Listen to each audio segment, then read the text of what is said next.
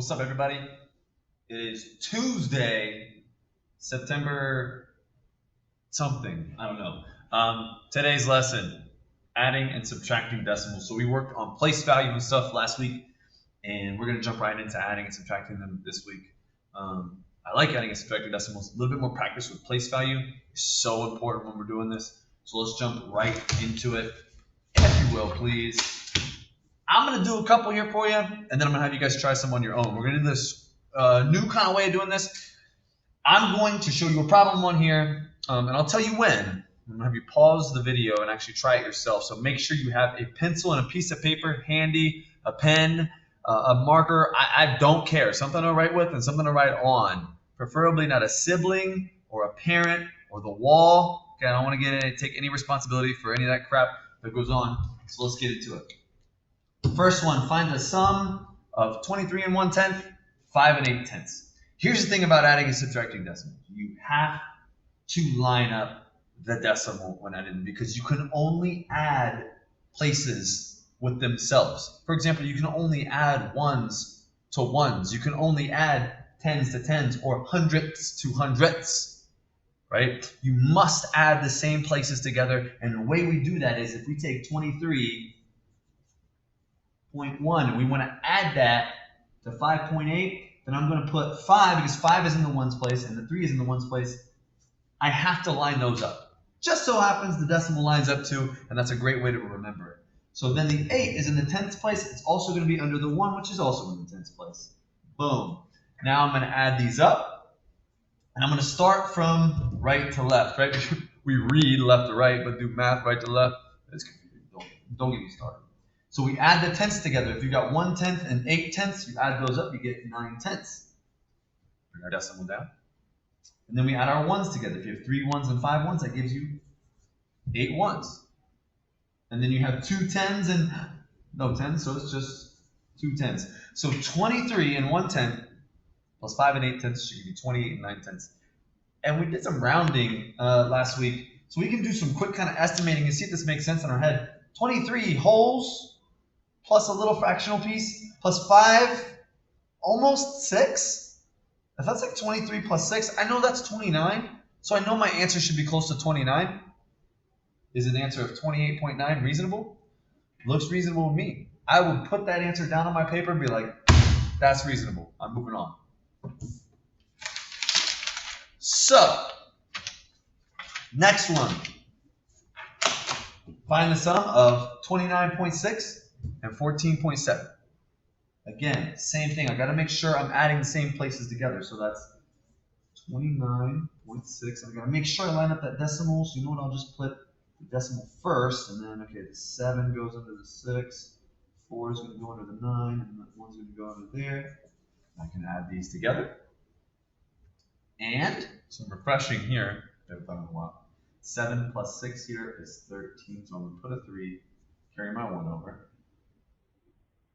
And then 9, because after you add tenths together, once you get 10 tenths, that actually creates one whole. So then you move it over to the ones place where the ones are, right? So 9 and 1 is 10, plus 4 is 14. Carry 1 over there, because once we get 14 ones, that's actually a 10 we can pull over. 1, 2, 3, 4. Our answer is 44.3, 44 and 3/10. Now again, I can see if this is reasonable because I know this is 29.6 is basically like 30, right? If you had $29.6, you almost have 30 bucks. And this is like 15 bucks, so 30 plus 15 is 45.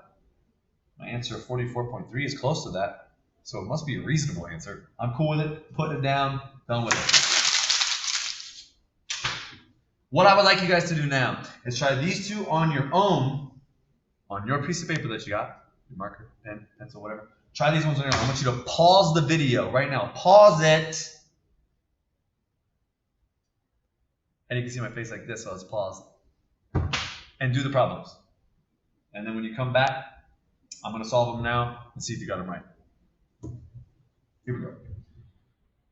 54.7, 21.4. Make sure those are lined up.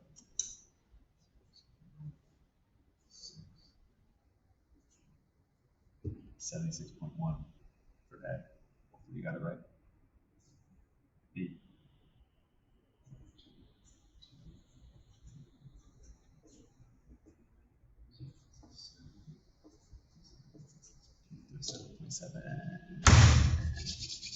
Hopefully you got those correct.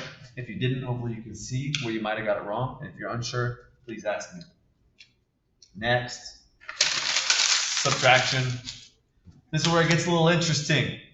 6 minus 4.78. One of the biggest mistakes I will see on this is people will put, oh, well, 4.78 is a lot of digits, so that must go on top so I can do this, right? Wrong. It's not the same problem. You just made a totally different problem. The problem was 6 minus 4.78, 4 and 78 hundredths. You wrote 4 and 78 hundredths minus 6. Subtraction is not commutative. You can't do this. This is wrong. 6 has got to go on top. So then you 6 minus 4.78. That doesn't look right. This shouldn't look right. Because a 6 by itself is in the ones place. The 4 is in the ones place. Remember how I said they're supposed to be over each other? And those are the numbers you got to add together. So this isn't right either. But the 6 goes on top. We know that. But we do have to line up the ones place. The 6 is in the ones place. The 4 is in the ones place. So we put the 6 over the 4. And then it looks something like this. Now we subtract. We can do something here to make this a little bit easier on ourselves. And hopefully you've seen this before. But even though the 6 doesn't have a decimal in it, you can put one right after it. Because there's always a decimal there no matter what anyway. It's still 6, right? And then we can put 2 zeros to fill that in. Because that's still 6, right? If that was money, that would be like $6. Still 6. Didn't change the value, but now we can do the subtraction. And now we get a quick little refresher on borrowing for you. So we're going to borrow real quick here. Borrow from the 6, make this a 5, make that a 10. Borrow from that, make it a 9, and make that a 10. It's a lot of borrowing, pulling and pulling. Now we can subtract 10 minus 8 because you cannot do 0 minus 8, which is why we do borrow. 10 minus 8 is 2. 9 minus 7 is 2. Put our decimal. 5 minus 4 is 1. The answer is 1.22. And again, we could do some quick kind of like estimating in our head. 6 minus 4.78 is close to 5. So 6 minus 5 is 1. My answer is close to 1. That looks reasonable to me. Lining up the decimals is probably the hardest part there. Now, what I would like you guys to do, try these ones on your own real quick. Okay? Pause the video and then see if you got them right. E, $50.62 minus $39.81. 50, 62, 39, 81. Let's subtract these up. So 2 minus 1 is 1. 6 minus 8, can't do it. You can't borrow from the 0, got to go all the way over here from the 5. 16 minus 8 is 8. 9 minus 9 is 0, and 4 minus 3 is 1. And I would say that 50 minus about $40 should be about $10. 50 minus 40 is 10. So I think my answer is cool. I like it. Circle it up. Move on to the next one. 14 minus 9 and 900ths. 14. How do I line this up? The 9 is in the ones place, and the 4 is in the ones place. So I'm going to put the 9 and the 4 over each other. I'm going to slap some zeros underneath that. And that's what that one should look like. 14 minus 9 and 9/10. 0 minus 9? I can't do it. You can't take 9 away from 0. So I gotta go borrow it. I'm gonna go all the way down here. Let's borrow from this. Make it a 3. And a 9, make that a 10. 10 minus 9 is 1. 9 minus 0 is 9. 3 minus 9. Oh, gotta borrow again. 13 minus 9, 4.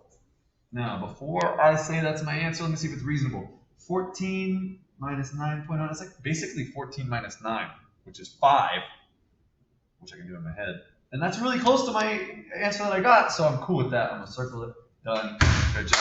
Hopefully this helps you guys. You got some questions to answer. Get them done. And let's get out of here on Tuesday. Peace.